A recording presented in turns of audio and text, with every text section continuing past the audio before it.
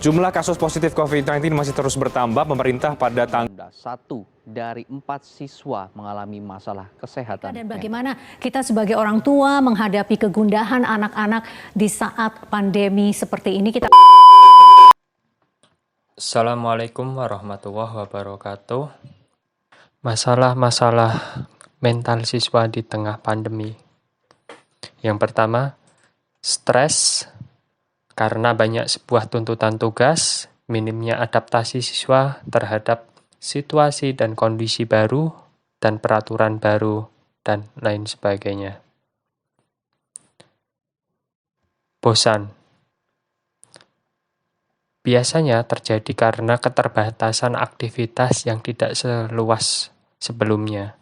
Namun, dari keterbatasan tersebut justru kita harus lebih kreatif dalam mensikapi pandemi ini.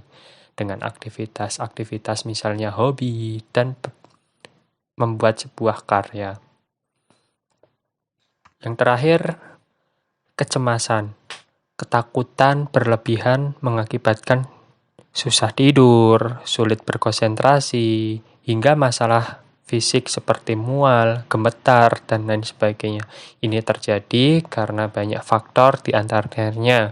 Karena lingkungan yang tidak aman, media sosial dengan berita-berita yang karut-marut, dan lain sebagainya. Nah, kebetulan kalian di lingkungan pondok tidak memegang sebuah HP dan tidak bermain media sosial, ini adalah hikmah yang harus kalian ambil dengan bersikap atau berpikir positif. Ya. Tips menjaga kesehatan mental saat pandemik. Melakukan aktivitas fisik, misalnya berolahraga atau melakukan permainan tradisional, ice breaking, bisa dilakukan dengan teman-teman yang berada di pondok. Mengkonsumsi makanan bergizi, seperti makanan berkarbohidrat, berprotein, bervitamin, misalnya sayuran, buah-buahan, telur, ikan, dan lain sebagainya. Tetap menjaga interaksi sosial, misalnya kalian bisa berdiskusi kelompok, sharing, curhat, mengerjakan kerja kelompok, ya, masih di dalam lingkup pondok.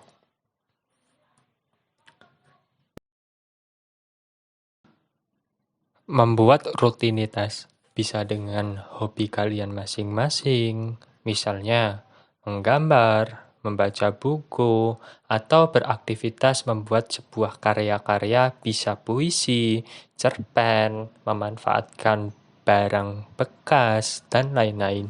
Juga melakukan rutinitas seperti olahraga, bersih-bersih, beribadah, dan lain sebagainya. Itu cukup. Wassalamualaikum warahmatullahi wabarakatuh.